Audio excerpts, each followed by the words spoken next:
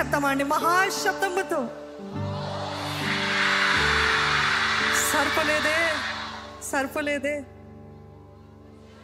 Ready, 1 2 yes.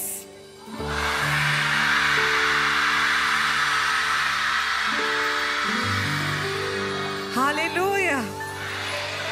ఆయన సన్నిధిలో సంపూర్ణ సంతోషం. ఆయన చెప్పాడు యేసు ప్రభు, పరిసయ్యులు ఆయనను చూసి కుళ్ళుకుంటున్నారంట. అందరూ ఈయనను మెచ్చుకుంటున్నారు, అందరూ ఈయన వెంబడే వస్తున్నారు, ఫాలో అవుతున్నారంట. మాటల మాట ఎంతమంది ఫాలోవర్స్ ఆఫ్ జీసస్ అండి? లేకపోతే ఫాలోవర్స్ ఆఫ్ సేవకులా?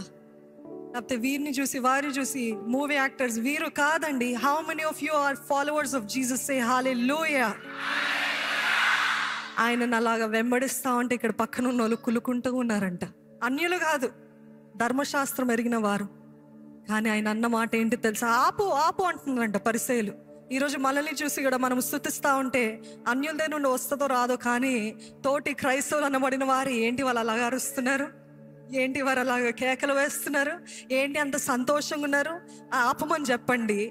ఇదేమైనా ఏమంటారు, క్లబ్బా, ఇదా అదా అని మాట్లాడుతూ ఉంటారు. అయితే యేసు ప్రభు ఏమన్నాడు తెలుసా అండి? వీళ్ళు స్తుతించడం ఆపుతే ఎవరు స్తుతిస్తారంట? ఎవరు స్తుతిస్తారంట? రాళ్ళు స్తుతిస్తాయంట. దేవుడు మనకిచ్చిన భాగ్యం అండి దేవుని స్తుతించడం. హల్లెలూయా. ఈ నోరు ఇచ్చింది ఆయనని ఘనపరచడానికి, నమ్ముతున్నారా? ఈ నాలుక ఇచ్చింది ఆయనని ఘనపరచడానికి, ఈ నాలుక ఇచ్చింది, జీవితం ఇచ్చింది ఆయనని స్తుతించడానికి.